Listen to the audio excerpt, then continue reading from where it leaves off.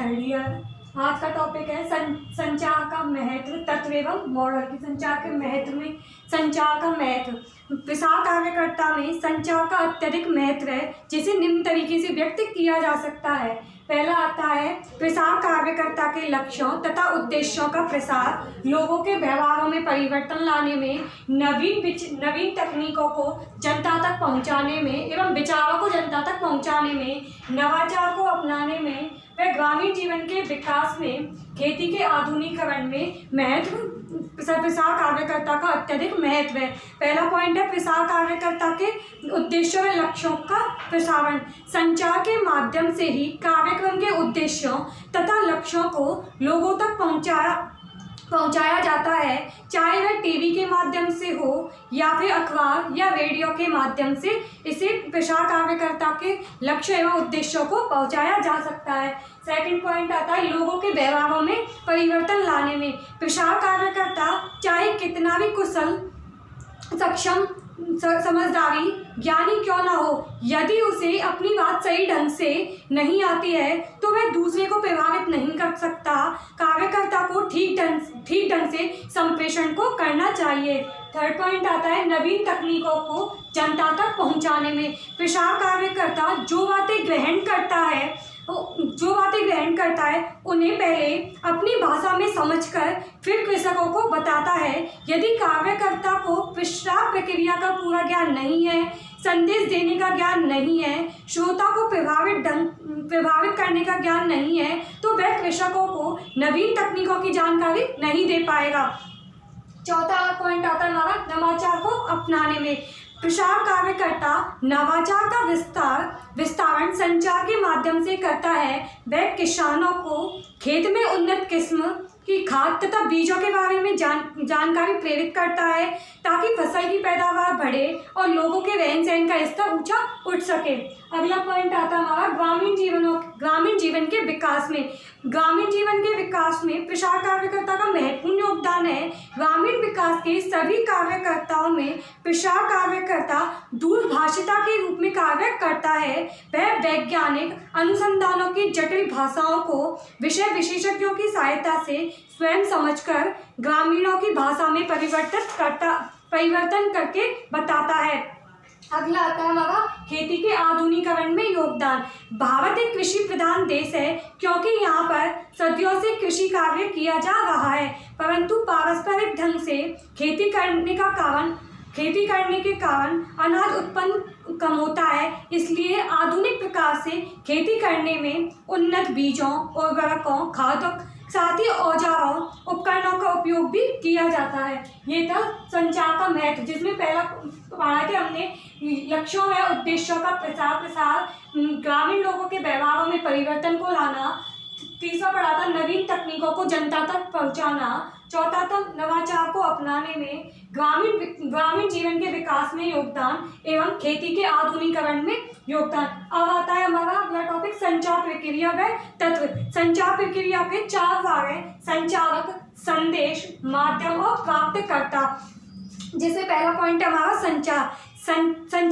संचार प्रणाली का सबसे पहला महत्वपूर्ण तत्व है। इसे वक्ता यानी बोलने वाला व सूचना वाहक, जिसे सूचना प्रदान की जाती है, प्रेषक आदि भी कहते हैं। यह कोई भी हो सकता है, जैसे व्यक्ति, वस्तु या उपकरण आदि। जब हम अपनी बात को किसी से कहते हैं तो उस समय हम संचारक होते हैं। संचार प्रसार शिक्षा के क्षेत्र में प्रसार कार्यकर्ता, प्रसार प्रशासक, विषय विशेषज्ञ, शिक्षक, नेता आदि संचारक होते हैं। अब आता है संचारक के गुण कि संचार में कौन कौन से गुण होना अति आवश्यक है। पहला, विषय का समुचित ज्ञान होना। संचारक को विषय का पूरा ज्ञान होना चाहिए। आधा अधूरा ज्ञान होने पर वह अपनी बात को श्रोता तक ठीक ढंग से नहीं पहुंचा पाता है। इसी के अंतर्गत सेकंड पॉइंट, संचार कौशल। कई संचारक ऐसे होते हैं जो ज्ञानी होने के बावजूद भी अपनी बात को प्रभावशाली ढंग से प्रस्तुत नहीं कर पाते, इसलिए उन्हें विषय को क्रमबद्ध तरीके से सजाकर फिर बताना चाहिए। संचारक के लिए यह जरूरी है कि वह तर्क, चिंतन, स्मरण, लेखन, पाठन, स्मरण आदि कला में निपुण हो। अब अगला आता है संचार माध्यमों का ज्ञान।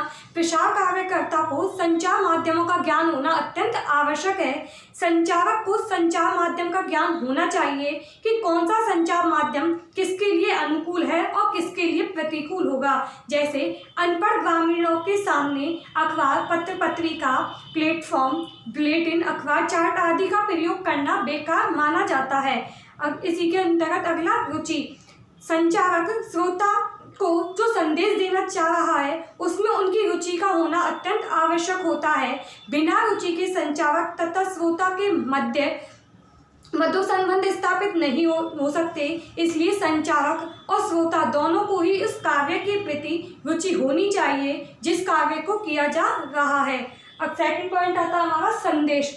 संचारक जो बातें श्रोता को बताता है उसे संदेश कहते हैं। संचारक यानी कि संचारक जो बातें श्रोता को बताता है यानी सुनने वाले लोगों को बताता है उसे संदेश कहा जाता है। संदेश सूचनाओं का एक पैकेज होता है जिसमें संचारक उपयोगी बातों को इस तरह से श्रोता को बताता है कि उसे किसानों को उन्नत बीजों का प्रयोग करना, आधुनिक तरीके से खेती करना, माली को बागवानी करने के बारे में बताता है एवं गृहिणी को फल, सब्जी आदि का संरक्षण करना भी संदेश के अंतर्गत बताया जाता है। तीसरा पॉइंट आता है हमारा माध्यम।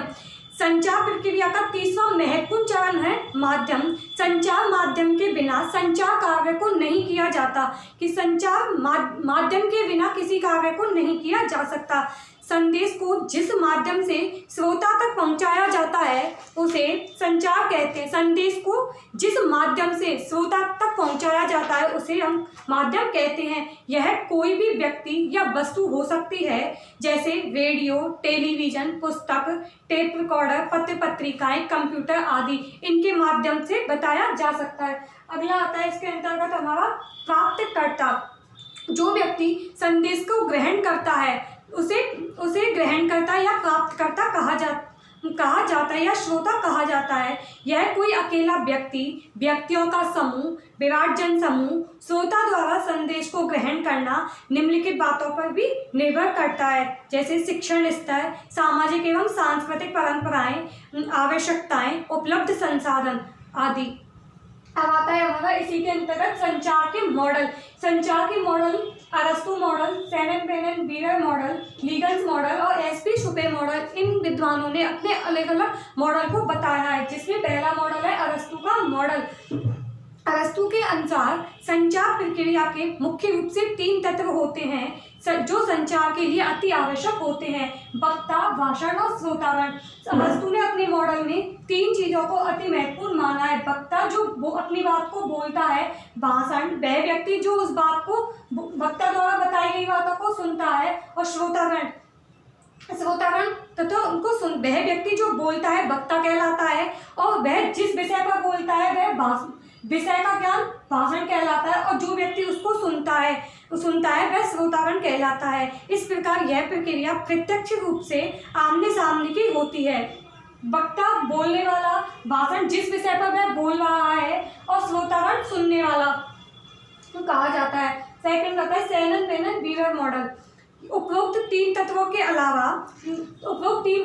अलावा सेनन बीगर मॉडल में 2 तत्वों को अधिक शामिल किया गया है जिसमें मानव संचार की बात न करके इलेक्ट्रॉनिक संचार की बात की गई है। इस मॉडल में वक्ता के स्थान पर स्रोत का प्रयोग किया गया है। स्रोत का तात्पर्य जिसके पास संदेश का भंडारण होता है, तथा यहाँ भाषण के स्थान पर संकेत रखा है जिसका प्रेषण वह संकेतों अथवा शब्दों के माध्यम से करता है। प्रसारण से संकेतों को प्राप्तकर्ता तक भेजा जाता है, और प्राप्त करता है संकेतों को प्राप्त करके उसके अनुरूप क्रिया करता है जिसे हम गंतव्य कहते हैं। जैसे स्रोत, प्रसारण, संकेत और प्राप्तकर्ता। अब आता है लीगन्स मॉडल। लीगन्स मॉडल में संचारक के 6 तत्व हैं: माध्यम, उपचार, श्रोता, श्रोता क्रिया, संचार, संदेश, माध्यम, उपचार, श्रोता और श्रोता क्रिया। लीगन्स का मानना है कि संचार की दृष्टि से श्रोता की अनुक्रिया अत्यधिक महत्वपूर्ण है। विशेषकर इसकी जरूरत उस समय अधिक हो जाती है तब संचार कार्यकर्ता लोगों के व्यवहारों में परिवर्तन लाने के लिए करता है, जैसे संचारक, संदेश, माध्यम, उपचार, श्रोता, श्रोता क्रिया या श्रोता प्रतिक्रिया भी इसे बोला जाता है। अब आता है एसपी शुपे मॉडल। इसमें संचार के कुल 5 तत्व सम्मिलित हैं, जो है श्रोता, संदेश, माध्यम, प्राप्तकर्ता और प्रभाव। 5 तत्व सम्मिलित हैं। जब संचारक कोई भी संदेश श्रोता तक किसी भी माध्यम से पहुंचाता है तो श्रोता के व्यवहार में कुछ न कुछ परिवर्तन अवश्य देखने को मिलते हैं, जिसे संचार का प्रभाव कहा जाता है। ये था संचार का महत्व, तत्व एवं मॉडल।